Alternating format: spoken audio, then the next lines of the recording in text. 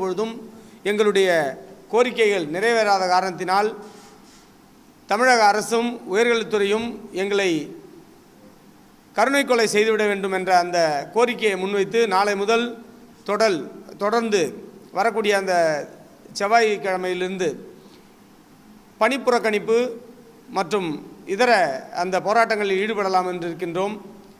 ஆகவே எங்களுடைய 10 அம்ச கோரிக்கைகளை அரசினுடைய கவனத்திற்கு எடுத்து சென்று வெற்றி பெற செய்யுமாறு தங்களை பணியோடு கேட்டுக்கொள்கின்றோம்.